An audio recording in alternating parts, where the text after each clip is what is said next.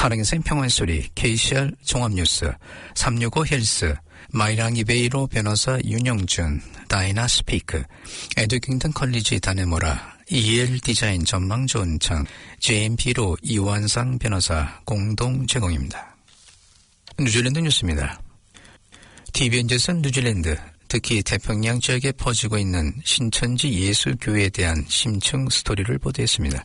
TVN에서는 이 한국교회에 가입하는 태평양 지역의 사람들이 성경을 해석할 수 있는 유일한 사람이라고 주장하는 93세의 한국인 이만희는 신천지 외부의 모든 사람이 악마에게 타락했으며 천국에 들어갈 수 없다고 주장한다고 보도했습니다. 신천지 전직 신도들은 인터넷에서 신천지를 검색하지 말라고 지도자들에게 조언을 받았다고 말했습니다. 신천지 또는 새하늘, 새땅이라는 영어 단어를 구글에서 간단히 검색하면 그 이유를 알 수 있습니다. 신천지가 광신적 교단 컬트라고 주장하는 기사, 블로그, 팟캐스트, 다큐멘터리에 대한 링크가 뉴질랜드와 전 세계에서 제작되었고 전직 신도들은 조직 내에서 해이를 끼치거나 조종하고 통제하는 것을 경험하거나 목격했다고 설명했습니다. 신천지 국제 사역에 참여하는 신도는 20만 명이 넘으며 오클랜드와 웰링턴에 있는 뉴질랜드 신천지 교회에 약 300명의 회원이 있습니다. 그들은 성경 공부, 수업, 모든 회원이 똑같은 옷을 입은 교회 예배에 참석했으며 흰색 셔츠와 검은색 치마나 바지, 남성은 분홍색 넥타이를 메고 있었다고 전했습니다. 전임 고위 간부는 태평양 9개국에 신천지 교회가 있으며 뉴질랜드에서만 20개가 넘는 태평양 교회가 신천지와 양의 각서에 서명했다고 말했습니다. TVNZ는 47세의 크리스티가 2021년에 한국에 있는 교회 본부에서 교회의 이전 지도자를 대체하기 위해 뉴질랜드로 파견됐으며 실명이 남국 현옥이라고 전했습니다. 신천지에는 많은 신도들은 창립자 이만희가 불멸이고 무오하다고 믿고 있다고 보도했으며 한 신도는 신천지의 8개월 과정을 마칠 때까지 예수님이 성경에서 공유한 비유를 이해하지 못했다고 말했습니다.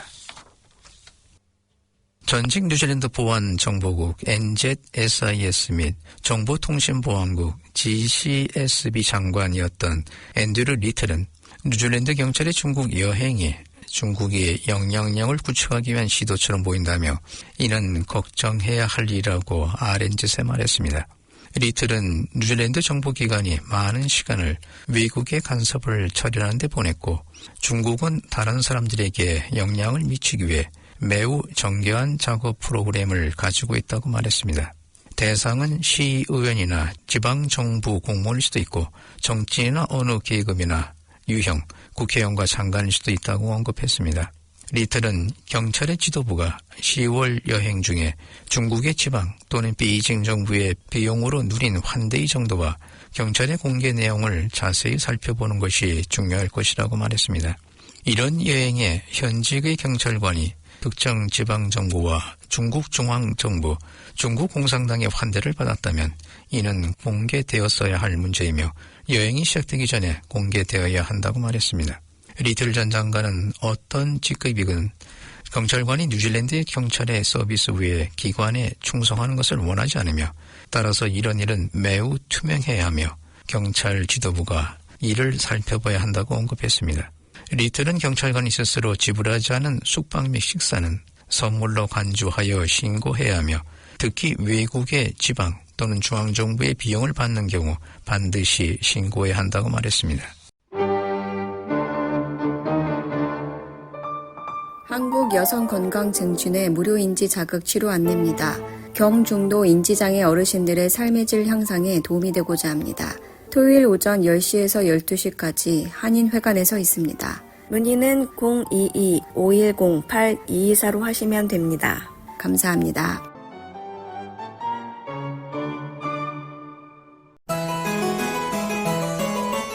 자신감이 생기는 영어 공부, 무료로 영어를 배워보세요. 다이나 스피크, 한국어 문의는 027-225-1239로 하시면 됩니다. 감사합니다. 중국 전문 정치학자 엠마리 브레드는 뉴질랜드에는 중국 국가안보부가 뉴질랜드에서 공개적으로 활동하는 사람들을 괴롭히는 인력을 배치했기 때문에 안전하지 않다고 느끼는 매우 취약 커뮤니티가 있다고 밝혔습니다.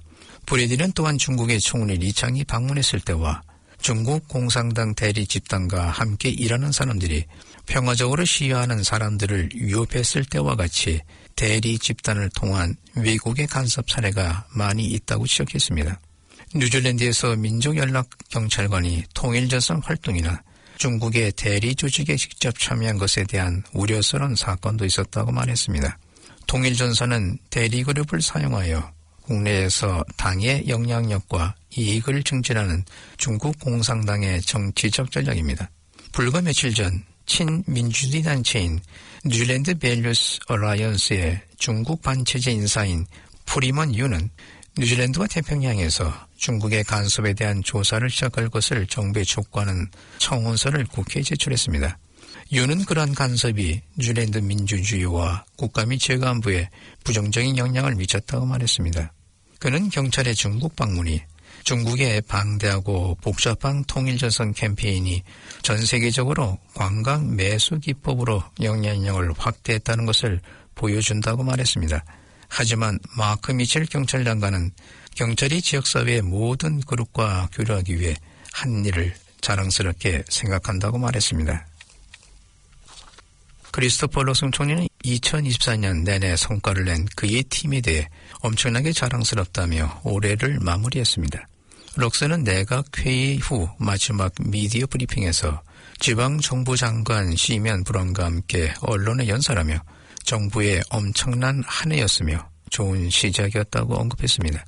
뉴질랜드 국민은 우리의 계획이 경제를 재건하고 생활비를 줄이고 법과 질서를 회복하여 모든 키들을 더 안전하게 만들고 교육을 개선하여 우리 아이들이 미래에 필요한 일을 할 준비가 되도록 하고 모든 사람에게 더 나은 의료를 제공하기 시작했다는 확신을 갖길 바란다고 설명하면서 하지만 그는 아직 해야 할 일이 많이 남았다고 말했습니다.